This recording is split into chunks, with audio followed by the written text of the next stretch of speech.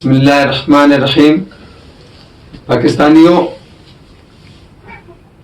بات نہیں کرتے ہیں، مجبوراً کرنا پڑتا ہے۔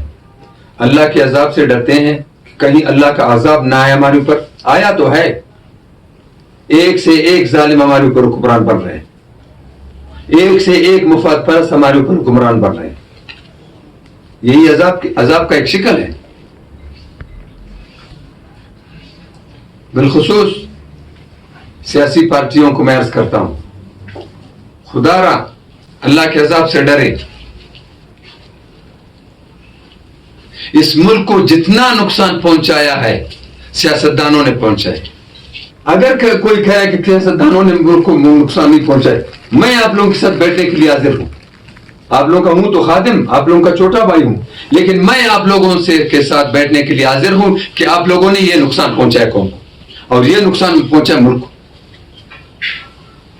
اگر آپ ٹھیک ہو، جب ریل گاڑی کی انجن صحیح ہوگی تو باقی ڈبے صحیح چلیں گے۔ سیاستدان سب سے بڑے ہیں، اگر وہ صحیح چلے تو ملک صحیح چلے گا، اگر وہ غلط ہو گیا، الٹا چلا، تو سارا نظام خراب ہو جائے گا۔ آپ یہ نہ کہیں ملکی حالات خراب ہے، ملکی حالات کو کچھ آپ نہ بگاڑے، ملکی حالات کو کچھ بھی نہیں ہوگا۔ اور اس ملک کو نہ آپ نے بچایا ہے، نہ آپ کے سوچوں نے اور جلسے جلوسوں نے اس کو نہیں بچایا۔ اس کو رب کائنات اس ملک کو چلا رہے ہیں۔ اگر آپ کی مرضی ہوتی یہ ملک پہلے ہی نہ ہوتا۔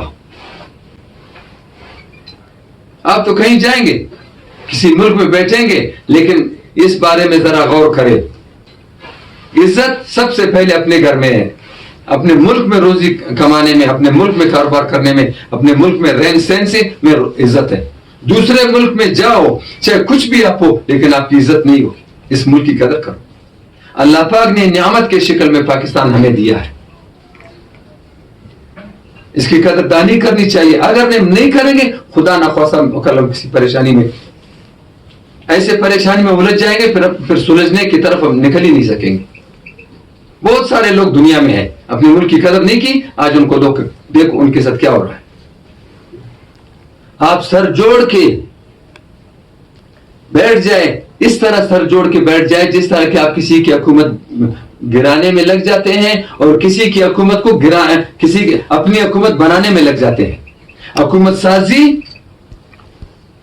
اور الیکشن کمپین کے دوران جس طرح کہ آپ سوچ سمجھ کر قدم اٹھاتے ہیں، اسی طرح آپ ملکی مسائل اور عوامی مسائل کے اوپر بات کریں، آپ دیکھو مسئلہ ٹھیک ہو جائے گا۔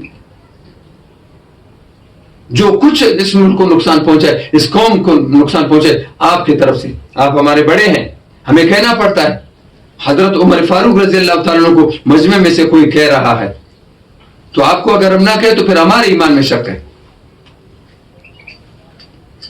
جو لوگ آپ کو نہیں کر رہے ہیں، آپ جھوٹے بیانات اس کے سامنے، جھوٹے تقاریر اس کے سامنے کر رہے، اور وہ آپ کے ساتھ ہاں ہاں کر رہے، وہ آپ کے گناہ میں برابر کے شریک ہے۔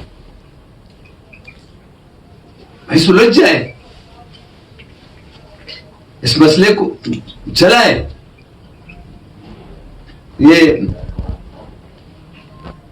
کاشف عباسی صاحب، وسیم بادامی صاحب ہے، محمد مالک صاحب ہے، یہ اروائی میں آپ لوگوں کو بلاتے ہیں، بھائی پی ٹی آئی والے کوئی پر کیوں کیس بنائے ہیں؟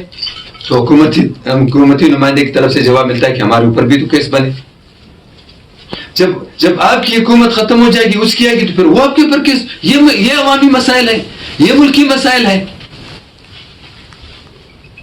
آپ نے اگر کاشف عباسی صاحب، آپ کی باتیں میں سنتا ہوں، محمد مالک صاحب، وسیم بادامی صاحب، یہ غور سے ذرا سنیں۔